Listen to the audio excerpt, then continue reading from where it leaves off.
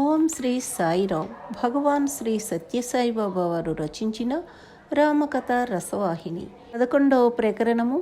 అర్ధాంగి సీత 31వ రోజు. సీత పలుకులకు రాముడు మరింత గట్టిగా, సీత, నీవు హక్కుల విషయంలో చిక్కులు పడుచున్నావు. నేను అరణ్యమునకు వెళ్ళుట చేత వృద్ధులైన నా తల్లిదండ్రులు నా కొరకై విలిపించుచుందురు.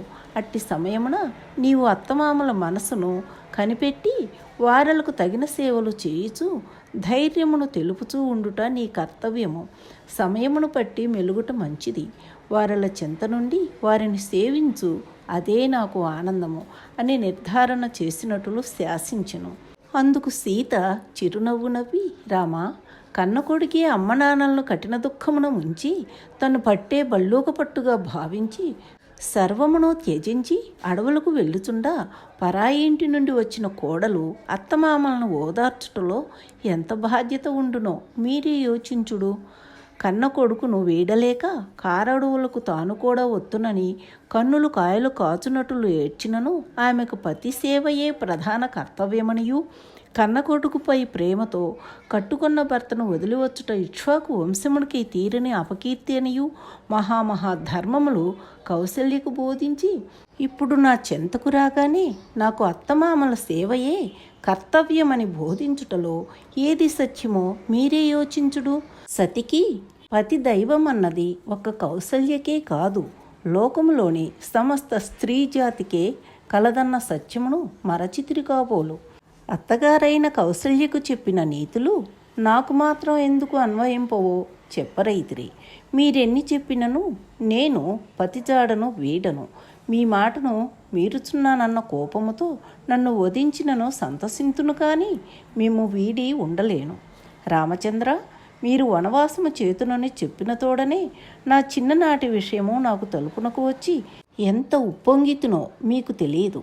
నా పెండ్లి కాక పూర్వము మా తల్లిగారు నన్ను ఒడిలో కూర్చునపెట్టుకొని నా సీతకు ఎట్టి భర్త రాగలడు, నా తల్లి మహాసాధ్వీమని, నా చిట్టి తల్లికి ఎట్టి సద్గుణ సంపన్నుడు చిక్కునో లేదో అని నా తల నిమురుచూ యోచించుచుండా ఒకానొక తాపసాంగన అంతఃపురమునకు వచ్చి అమ్మను చూడగోరుచున్నదని దాసి వచ్చి తెలుపగని అమ్మ నన్ను ప్రక్కకు తీసి లేచి వెళ్ళెను.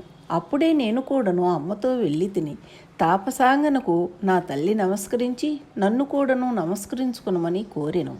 అమ్మ ఆజ్ఞను శిరసావహించి నమస్కరించగా ఆ తాపసాంగన నన్ను మనసారా చూచి, అమ్మ, మీ బిడ్డ పతితో వనవాసము చేయును అని చెప్పెను.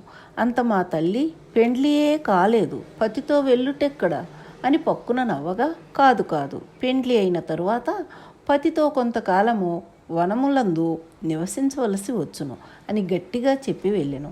ఆనాటి మొదలు నేటి వరకు పతితో వనములకు వెళ్ళుట ఎప్పుడు అని ఉవ్వుళ్ళూర్చున్నాను.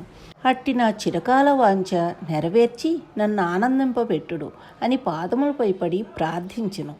అప్పుడు రాముడు జాలిగా ప్రేమతో సీతను లేవనెత్తి, సీత, నాలోని రహస్యమును నీకు చెప్పక మరెవ్వరికి తెలుపుదును, వినుము.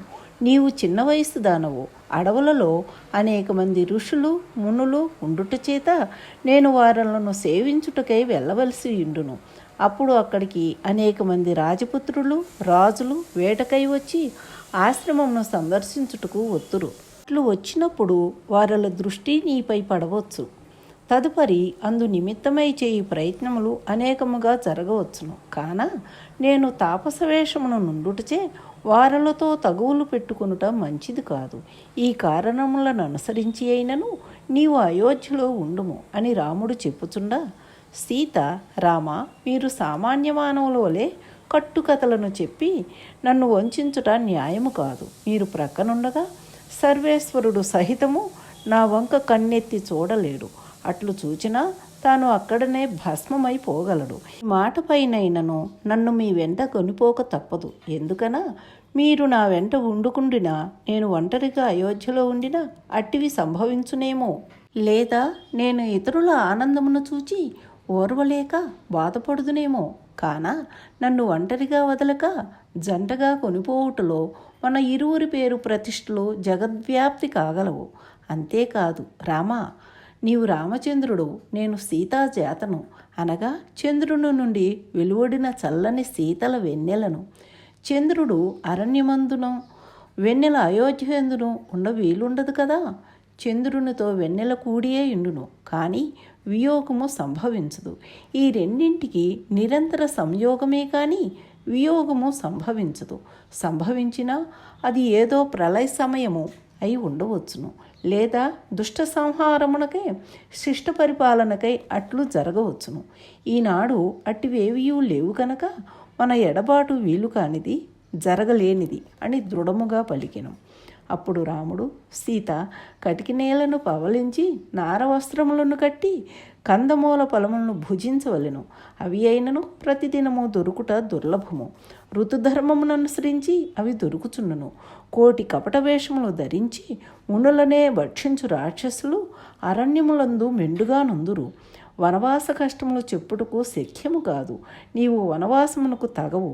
నీవు నాతో వనవాసమునకు వచ్చినడలా లోకులు నన్ను అతి నీచముగా దూషింతురు. మానస సరోవరములో అమృతోపమానమగు నిర్మల జలమును త్రాగి జీవింసు హంస లవణ సముద్రములోని నీరును త్రాగి ఎట్లు జీవింపగలదు? నూతనముగా చిగురించిన తీయ మామిడి తోటలో విహరించు కోకిల తుమ్ము తోటలో ఎట్లు విహరించును? ఈ సంగతిని విచారించి నీవు గృహములో నుంట పరమోత్తమము అనెను. ఈ విధముగా మృదుమధురముగా శ్రీరాముడు పలికిన పలుకులను విని జానకి కన్నీరుగార్చుచు నేలను చూచుచూ స్తంభించిపోయెను. ఆమె కంటిదారలు దారల వలె నేలపడుచుండగా రాముడు చూడలేకపోయినాడు. ప్రత్యుత్తరమిచ్చుటకు ఆమెకేమీయూ తోచకపోయిను. శక్తి నీరసించెను. కడకెట్టలో భరించుకొని దుఃఖమును మృంగి, ఓ ప్రాణనాథ, మీరు కరుణా సముద్రులు, సకల సుఖములకు నిధులు. మిమ్ముల నెడబాసి ఇంటినప్పుడు స్వర్గమైనను నాకు నరకముతో సమానము. తల్లిదండ్రులను, సోదరులను, సోదరీమణులను, అత్తమామలను, సుతులను, గురువులను, బంధువులను వీరందరూ సకల గుణ సంపన్నులైనను సతికి సుఖమునిచ్చువాడు పతియే. పతి తప్ప అన్యగతి ఉండదు నాథా. తనువును, ధనమును, గృహమును, పురమును, రాజ్యమును ఇవి పతిదూరమైన సతికి దుఃఖమును ఇచ్చును కానీ ఆనందమును అందించలేవు. పతిలేని భోగములు రోగమును బోలినవే. నా సర్వసుఖములు మీ వద్ద గలవు. శరత్కాల చంద్రబింబము వంటి మీ ముఖారవిందమును చూచుచుండుటయే నాకు సర్వసుఖము. నేను మీతో ఉండినప్పుడు ఖగమృగములే నా బంధువులు, వనమే నా పట్టణము, వల్కలములే నా పట్టు పీతాంబరములు, పర్ణశాలయే సురసదనము, సౌందర్య భవనము, వనదేవతలే నా అత్తమామలు. మీతో నుండినప్పుడు కుశపల్లవులు మన్మధుని సెజ్జవలే మెత్తగా నుండి సుఖమునిచ్చును. కందమూల ఫలములు అమృతోపమానముగా నుండును. పర్వతములు అయోధ్యలోని మేడలతో సమానము. పర్వతములు దిగుడు పైనుండి క్రింద మేడకు దిగినట్టులా నేను అవలీలగా దిగగలను. నిత్యం మీ పాదారవిందములను దర్శించి సంతోషించుచుందును. అంతియే కాదు, తమకు సర్వసేవలు నేనే చేయుటకు ఇది మంచి అవకాశము. ఇట్టి సుసమయమును నేను దూరము చేసుకొని ఎట్లుండగలను? ఓ కృపానిధి, నన్ను తీసుకొని వెళ్ళుటకు సర్వాంతర్యాములైన మీకు నేనెంత వివరించి చెప్పనవసరం లేదు. నా హృదయమును ఎరిగిన మీరు నన్ను అట్లు బాధించుట తగదు. నాదా, నేను దీనురాలను. నన్ను విడిచి వెళ్ళినా నీ నామమునకు లోపము వచ్చును. మీరు సకల గుణ సంపన్నులు. నా మీద దయతప్పుట ఉచితమా? 14 సంవత్సరములు మిమ్ము విడిచి జీవించగలనా?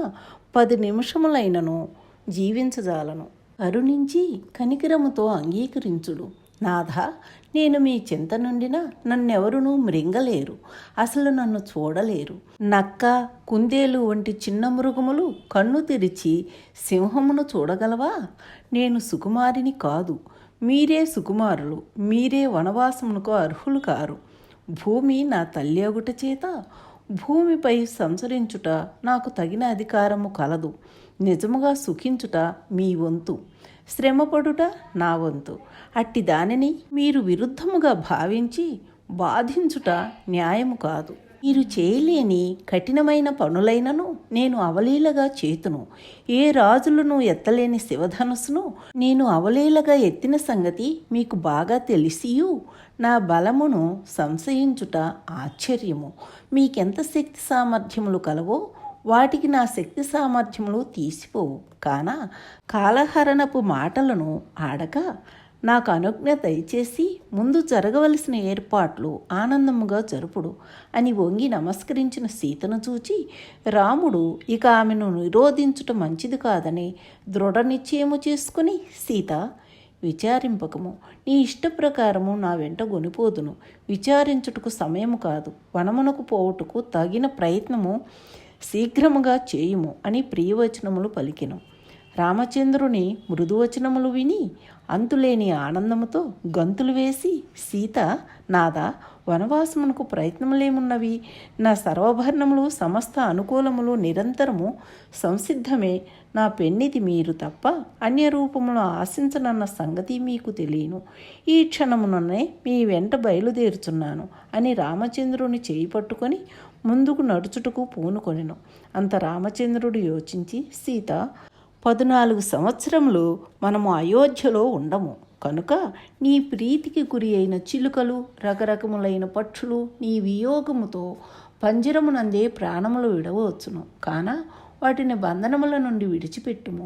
మిగిలిన గోవులను బ్రాహ్మణులకు దానము చేసి నిత్య జీవితమునకు ఉపయోగించు చుండిన వస్తువాహనములు భేదసాధలకు అప్పచెప్పుట మంచిది, లేకున్నా పాడైపోవును. అట్లు పాడొకట కంటే పరులకు అందించి వారికి అనుకూలపరచటం మంచిది కదా అని సలహా అందించెను. తక్షణమే సీత పంజరముల చెంతకు వెళ్ళి ఒక్కొక్క పక్షిని ప్రీతిరీతిగా పలుకరించి, మీరును మావలే సహజారణ్యములు స్వేచ్ఛా విహారము సలుపుడు అని తన హస్తములతో వాటి బంధనములను విడిపించెను. ఇక గోవులను, తిండి పదార్థములను, నానా విధములైన పలహారములను క్షణములో పంచిపెట్టెను. ఆ సీతాజనని వికసించిన వదనముతో మృదుమధుర వచనములతో బ్రాహ్మణులను పలకరించుచు గోవులను అందించుచుండా చూచువారుల హృదయములు కరిగినవి, కంటిదారలు వరదలుగా ప్రవహించినవి. ఆమె త్యాగము, ఔదార్యము, వనవాసమునకు పతితో బయలుదేరుటలో ఉన్న ఆనందము ఎట్టి కవి అయినను వర్ణింపజాలకపోయెను. ఇంతలో తల్లి ఆనతి తీసుకుని వచ్చిన లక్ష్మణుని కలిసి సీతారామ లక్ష్మణులు రాజమందిరమునకు వెళ్ళుచుండుట వీధులలోని ప్రజలు చూడలేకపోయినారు. ప్రజల శరీరములు వాడిన మొక్కల వలె వ్రాలదొడిగిను. ప్రజల మనసులు దుఃఖముచే వ్యాకులమయ్యెను. తేనెను పోగొట్టుకునిన తుమ్మెదల వలె ప్రజలు దీనులైరి. చేతులను నలుపుకొనుచు, శిరస్సులను మోదుకొనుచు, రెక్కలు లేని పక్షుల వలె విలపించిరి. వేల జనులు రాజహజారములో నిలిచియుండిరి. వారల విచారము వర్ణింప శక్యము కానిదైపోయెను. ఇంతలో మంత్రి లోనకి వెళ్ళి స్పృహ తప్పి పడియుండిన రాజును లేవదీసి కూర్చుండబెట్టెను. సీతారామలక్ష్మణులు తమ దర్శన నిమిత్తమై వచ్చుచున్నారని తెలిపెను. రామచంద్రుడు ప్రియవచనములు పలుకుచూ తండ్రిని సమీపించెను. జానకిని, లక్ష్మణుని చూచి దశరథుడు అమితముగా దుఃఖించెను. రామచంద్రుని కౌగలించుకొని పరవశుడై నేలపడెను.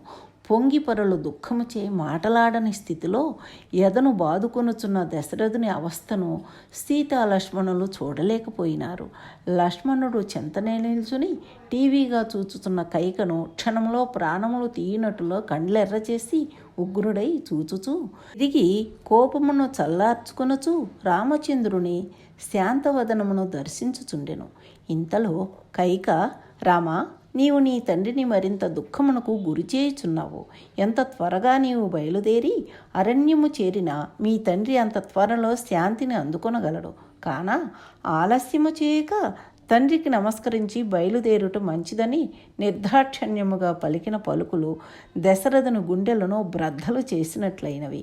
ఆ మాట వినగనే రాక్షసి, ఎంత కఠిన వాక్కులాడుచున్నావే అని మూర్ఛనొందెను.